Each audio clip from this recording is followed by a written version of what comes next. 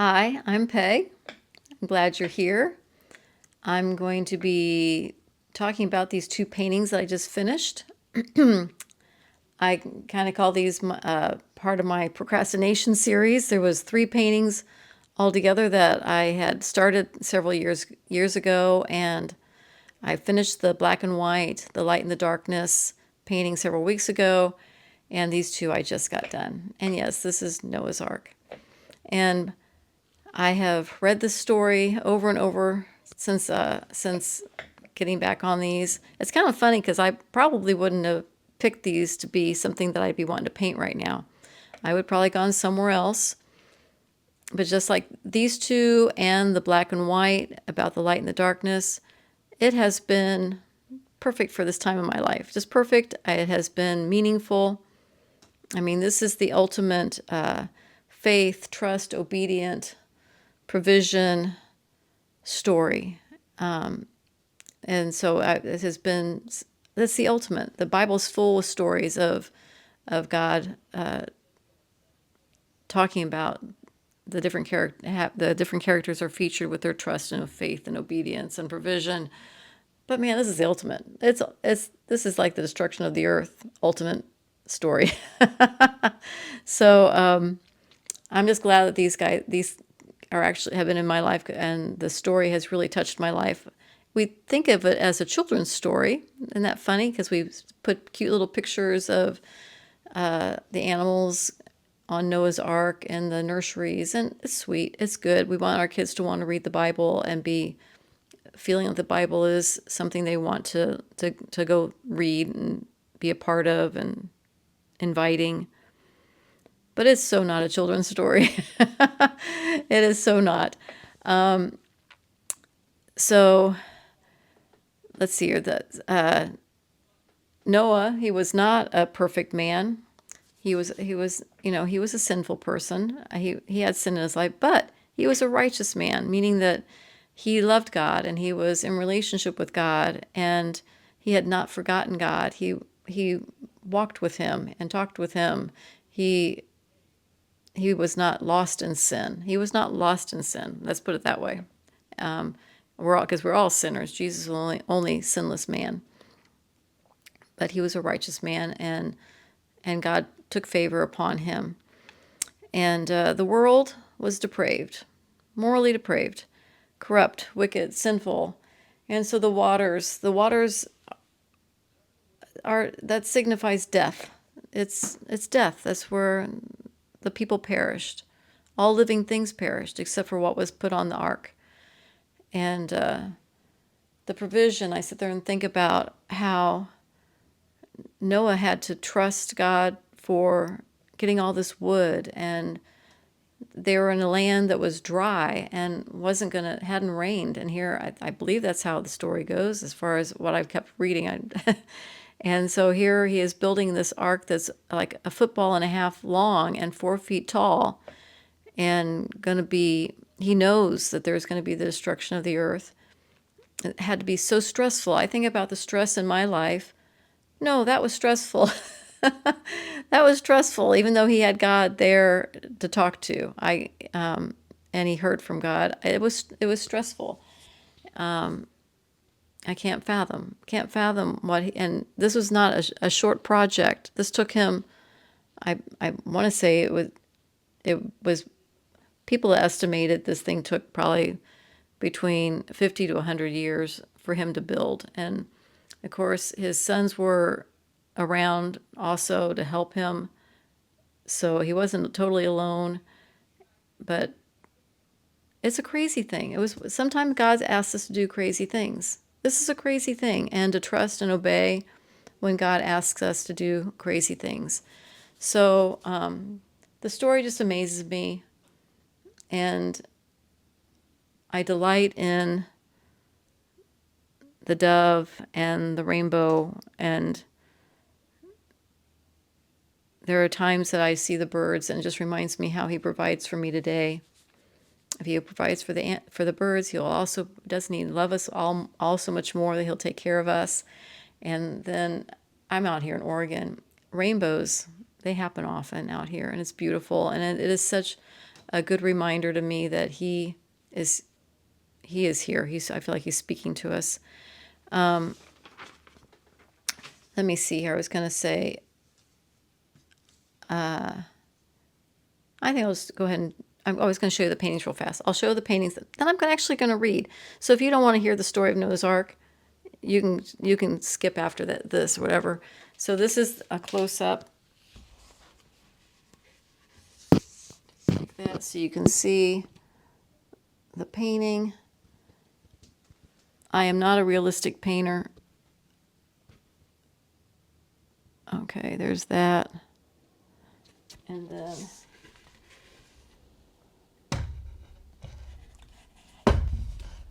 all right, and here I'll show I hope these colors show up in the film, because I really enjoyed. I've not done paintings of birds. I've done a few, and I've not been happy with them. So I was rather happy with just how sweet it looked. I just love the pink and the.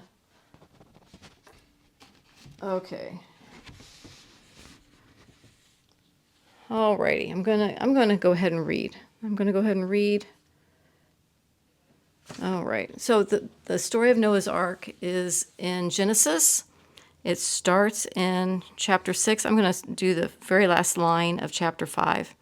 So if you're not wanting to hear me read, this might be kind of unusual to have somebody sit here and read, but I am not a good storyteller. I wouldn't be able to tell the story, even though it's not a story. It is a story.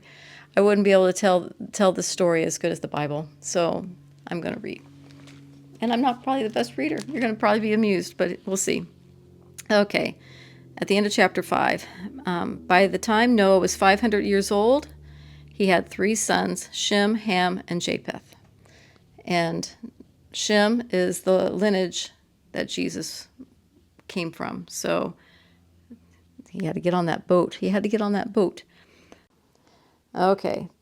The flood. This is chapter 6. When the human population began to grow rapidly on the earth, the sons of God saw the beautiful women of the human race and took any they wanted as their wives. Then the Lord said, "My spirit will not put up with humans for such a long time, for they are only mortal flesh. In the future they will live no more than 120 years." In those days, and even afterwards, giants lived on the earth, for whenever the sons of God had intercourse with human women, they gave birth to children who became heroes mentioned in legends of old. Now the Lord observed the extent of the people's wickedness, and he saw that all their thoughts were consistently and totally evil. So the Lord was sorry that he had ever made them. It broke his heart, and the Lord said, "I will completely wipe out this human race that I have created. Yes, I will destroy all the animals and the birds too. I am sorry I ever made them." But Noah found favor with the Lord. This is the history of Noah and his family. Noah was a righteous man, the only blameless man living on earth at the time. He consistently followed God's will and enjoyed a close relationship with him. Noah had 3 sons, Shem, Ham, and Japheth.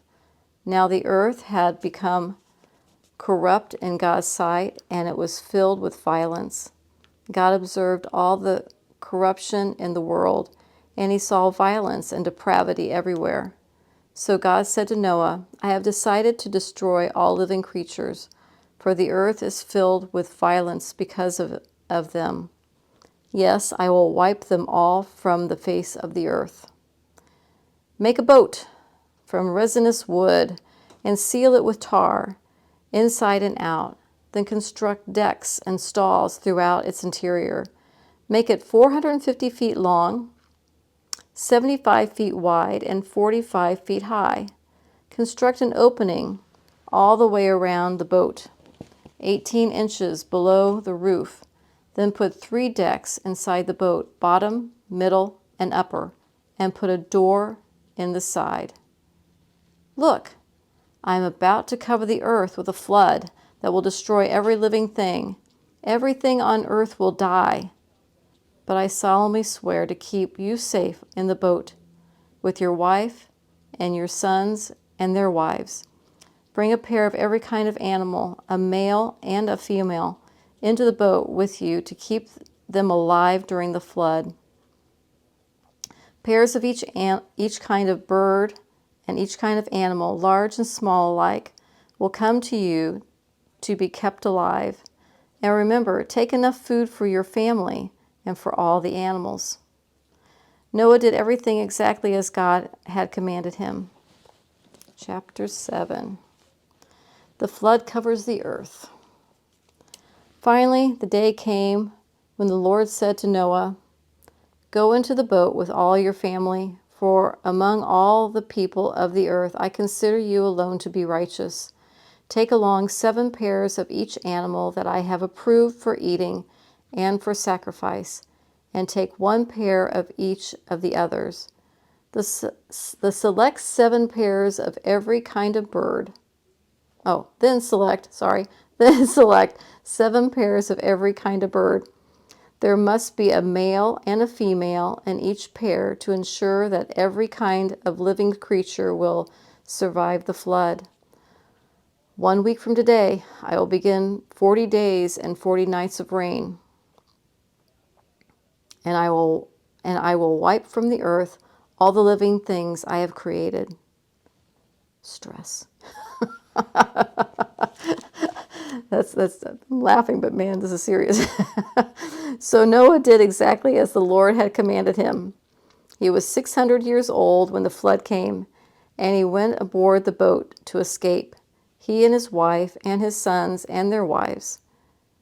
With them were all the various kinds of animals, those approved for eating and sacrifice, and those that were not, along with all the birds and other small animals. They came into the boat in pairs, male and female, just as God had commanded Noah. 1 week later, the flood came and covered the earth. When Noah was about 600 years old, on the 17th day of the second month, the underground waters burst forth on the earth, and the rain fell in mighty torrents from the sky. The rain continued to fall for 40 days and 40 nights. But Noah had gone into the boat that very day with his wife and his sons, Shem, Ham, and Japheth, and their wives. With them in the boat were pairs of every kind of breathing animal, domestic and wild, large and small, along with birds and flying insects of every kind. 2 by 2 they came into the boat, male and female, just as God had commanded. Then the Lord shut them in. I love that. The Lord shut them in. For 40 days the flood prevailed, covering the ground and lifting the boat high above the earth. As the waters, I gotta get comfortable. Okay. As the waters rose higher and higher above the ground, the boat floated safely on the surface. Finally, the water covered even the highest mountains on the earth, standing more than 22 feet. Am I saying that right? Yes. Above the highest peaks. All the living things on earth died, birds, domestic animals, wild animals, all kinds of small animals, and all the people. Everything died that breathed and lived on the dry land. Every living thing on earth was wiped out. People, animals, both large and small, and birds, they were all destroyed, and only Noah was left alive, along with those who were with him in the boat. And the water covered the earth for 150 days. Chapter 8. The flood recedes. But God remembered Noah and all the animals in the boat. He sent a wind to blow across the waters, and the floods began to disappear. The underground water sources ceased their gushing, and the torrential rain stopped. So the flood gradually began to recede. After 150 days, exactly 5 months from the time the flood began, the boat came to rest on the mountains of Ararat. 2.5 months later, as the waters continued to go down, the mountain peaks began to appear. After another 40 days, Noah opened the window he had made in the boat and released a raven that flew back and forth until the earth was dry. Then he sent out a dove to see if it could find dry ground. But the dove found no place to land because the water was still too high, so it returned to the boat. And Noah held out his hand and drew the dove back inside.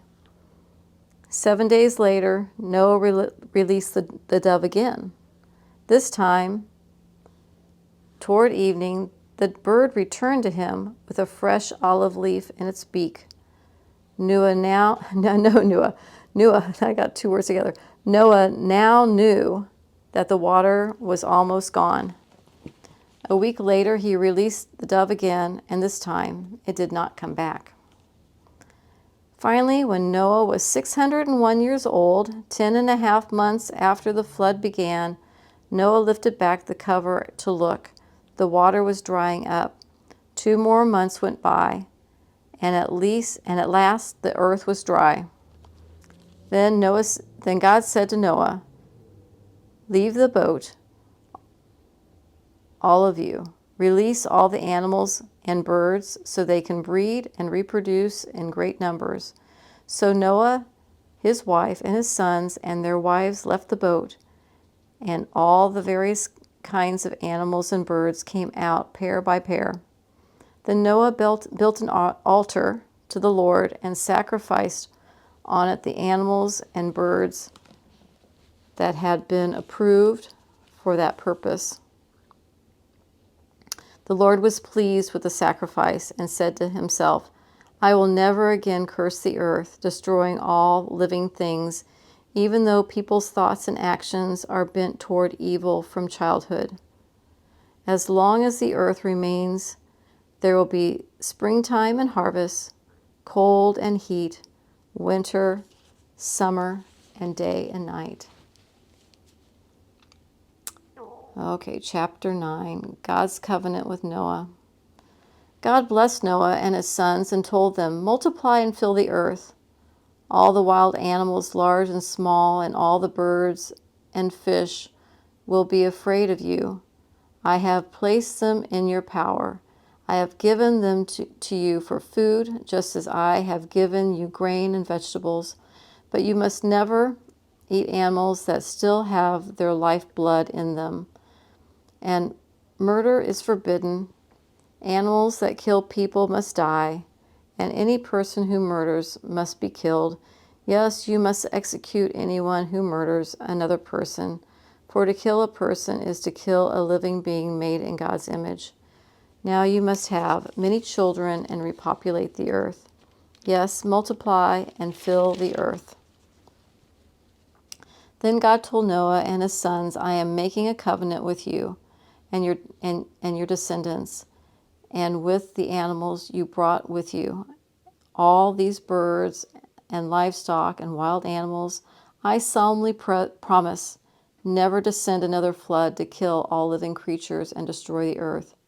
And God said, "I am giving you a sign as evidence of my eternal covenant with you and all living creatures. I have placed my rainbow in the clouds. It is a sign of my permanent promise to you and to all the earth. When I send clouds over the earth, the rainbow will be seen in the clouds, and I will remember my covenant with you and with everything that lives. Never again will there be a flood that will destroy all life. When I see the rainbow in the clouds, I will remember the eternal covenant between God and every living creature on earth." Then God said to Noah, "Yes, this is the sign of my covenant with all the creatures of the earth." Am I going to stop there? I think I'm going to stop there.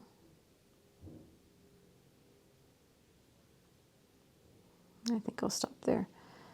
This still goes on, but we'll stop there. I hope you're still with me.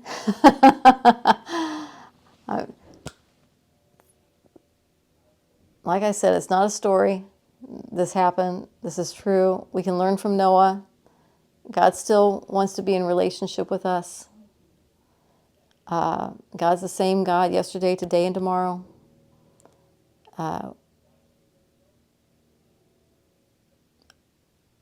So if you don't know the Lord, I hope you'll, because there'll still be a judgment day again. We all will have, well, we all are going to face judgment. We have a choice. Are we going to be living that depraved life? Are we going to be in relationship with God? So I hope you choose life. I hope you choose light. I hope you choose God. I hope you ask Christ into your life. It's just as simple as saying, Lord, I'm a sinner. I know if I was to go today, I'd be in that water. I'd be in that water. And so I choose life. I choose you, Christ, and I want to walk with you and be in relationship with you. He wants to know you. He made you. He made me. He loves us. He loves us and wants to be in relationship with us. Don't live that life where you just turn your back on him and say, I want to do it my own way. He will take you on a journey, an experience. Your life will just be so much more full, and you'll be amazed at the journey God will take you on. Look at the journey he took Noah on. Okay, I think there's a few things in my head I was going to say, and I can't remember what they are now. I hate that when that happens. Is there anything else I wanted to say before I turn that camera off? I'm sure I'm going to think about it afterwards. I'll be like, why didn't I say that? But no, I think that's going to be it for today. Okay. Thank you for being with me through my little reading of Noah's Ark and for seeing my paintings. They're kind of like illustrations of the story, kind of that kind of thing. So have a good day. Thanks. Bye.